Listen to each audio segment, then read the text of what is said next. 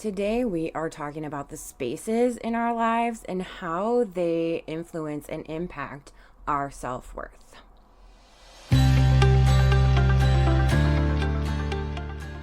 Welcome back to your Emotional Support Podcast. I am your host, Noelle Rizzio, and it is late August in the Midwest, and it is gorgeous outside, so I have my windows open. So if you hear a little background noise, it is because I could not stand this stuffed up house anymore. So just appreciate that I am sitting here in a beautiful breezy room in my house in late August. Anyway, today we are talking about environmental wholeness. It's not just the room you're in, but the emotional and energetic space around you. Okay, we're diving into how your environment affects your self-worth and why you deserve spaces where you can be fully, authentically you. So let's be honest, you can't heal in a space that makes you hide who you really are. Okay, you can't heal, you can't grow either. Okay, so what is environmental wholeness? I talk about this in my book. It's one of my 7 levels that I go through, and this one is super important. And I do preface in my book that I am a white woman, cisgender. I only know my perspective. And so having those safe spaces is often harder for people who have been marginalized and things like that. So I come from a place of privilege, and I am absolutely aware of this. But I think that we can all use some of these tips to find spaces where we can really thrive to be our true, authentic self. So because it's not just a physical space, right? It's emotional, it's energy, it's who you can relate to in those spaces. It's that deep sense of I belong here. I can breathe here. I don't have to shrink here. So this could be your home, your workplace, your friend groups, online spaces even. These all influence how you feel about your space. And when a space is unsafe or judgmental, it chips away at your self-worth. You can't water your soul in toxic soil. So how do these unsafe spaces affect our self-worth? Well, environments that are critical or chaotic or performative, they can trigger a lot of different things that affect our self-worth. They can trigger imposter syndrome. Okay, we've all felt that. They can trigger hypervigilance or anxiety. Okay, just feeling like you have to be on, or feeling like people are judging you or things like that. That is definitely a big promoter of anxiety or hypervigilance. They can also make you feel shameful for just being yourself. And in no way is that ever good. So we want to get rid of all of those spaces. Sometimes you start to code switch or people please or mask just to feel safe within yourself. That is an absolutely normal thing. But again, we want to get rid of these spaces because if you are primarily in these spaces, then you stop trusting your voice, your presence, and your enoughness. So what do safe spaces actually look like? Okay, they're not perfect spaces. They don't have to be perfect, but they are intentional. Okay, these are spaces that we choose because we know we're safe, we know we are appreciated, we know we are worthy in these spaces. So signs that you have spaces that can give you this environmental wholeness, this feeling of safe spaces. You feel calm in these spaces. You don't feel on edge. You don't feel anxious. You're met with curiosity, not judgment. You go into these spaces and people aren't judging you. They're genuinely curious about who you are, who you really are.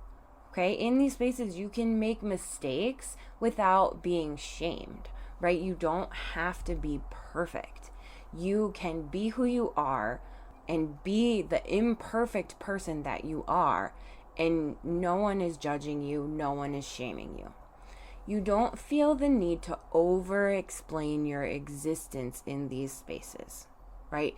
You can just be who you are, and people will appreciate that. You don't feel that need to be like, well, I did this because of this, this, and this, right? You know that people understand how or why you did things is just how or why you did things. Okay? Sometimes it's a friend's couch. Sometimes it's your car. Sometimes it's like a space in your house that is just yours. Okay? I had my house, we have it's a normal size house, not big, not small, but my husband took over the basement. Like, that's his like place where he does all of his things. And then my son has now like decided that the like family room couch and TV is his space. And so the only space that I had to go to like read or watch TV or anything like that was my bed.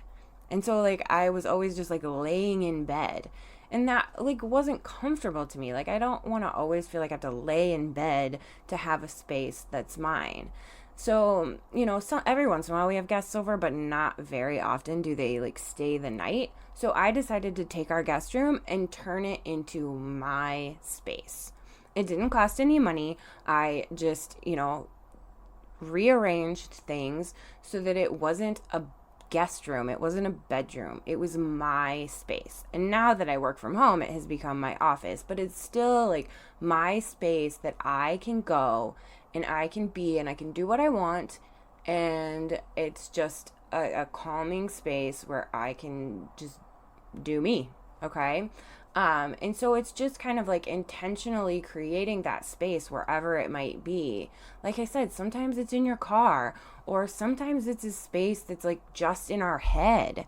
I talk about in my book about meditation and kind of like having that space that you, like the last space where you felt really relaxed and comfortable in yourself, and just kind of like going and meditating and visualize that space and get yourself there, even if it's just for like 5-10 minutes, just to have that space that is entirely yours and that you can go to. You can reach that place whenever you need to. Crazy meeting at work, you're mad afterwards. This used to happen to me all the time when I was working in the school. Is I would go to a meeting and I would be so frustrated because my voice wasn't heard. I didn't get to express myself the way that I wanted to, and I would just be really, really mad. And so I would go back to my office. That was my space. I would shut my door and I would just kind of zen out and go to that place in my mind where I was the most relaxed and the most myself. And it doesn't take away what happened. It doesn't take away that I'm frustrated about those things that happened, but it does kind of bring me down a few notches so that I don't want to go in and yell at my boss and tell him exactly how I feel and put my 2 weeks notice in. Although I did eventually do that. Well, I didn't tell my boss how I felt, but I did put in my 2 weeks notice. But anyway, okay, that's neither here nor there. Okay, so how do we find or create that space, right? Ask yourself, where do I feel most like myself? Again, going back to where was the last time that I felt the most relaxed or the most myself? And then you need to curate that space. Okay, if you do it just in your mind, then that's just in your mind. But if you have a space that you can actually physically curate, get objects that ground you, plants, soft things, pictures of people that remind you of who you really are and remind you that you are worthy of being that person. Put colors in there that brighten you up, okay? Make sure that that space has boundaries that protect your energy, okay? If you need to be able to close the door and not let people in, you should be able to do that, okay? And then make sure that that space is filled with people who see the real you and clap louder when you are able to express who you really are, okay? If those people aren't there, then that's when you shut that door. That's when you enact that boundary that protects your energy. Okay, I give you permission that if a space forces you to be something that you are not, it is okay to exit that space. Okay. And it might not be like, I'm not saying like, oh, go quit your job today because your boss, forces you to do work you don't want to do. No, we all have those situations. But if there is a space in your life that is forcing you to be a false version of yourself, maybe ask yourself, how can I quietly exit this space in a way that doesn't disrupt my whole life? Okay, because you don't want to cause more harm to yourself, but you do want to, fix that space to be somewhere where you feel okay. All right, so our wrap up. And this is your today's reminder that you didn't ask for, but you definitely need. You deserve spaces that honor who you are, not just spaces for survival. Okay, you deserve those spaces. So here's your challenge for this week. Identify one space where you might feel unsafe or unseen, and then take one small step to reclaim it or replace it. Okay, create a me space that reflects who you are, even if it's a small space, even if it's your car. Okay, like I know my best friend, she puts little trinkets in her car that make her happy. She has like a little Lego Swedish chef that she uses as her like cord holder. It's the cutest thing ever, okay? But just like things like that make you happy, even if it's just in your car and you're driving to work, but you have those little things that make you happy and make you feel like this is a space where I get to be 100% me.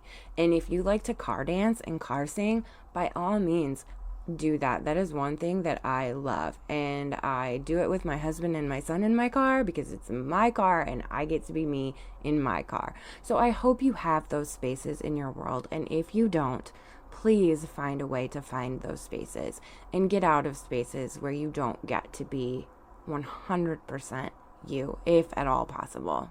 Again, I am not telling you to quit your job. I am telling you to find spaces where you can be 100% you.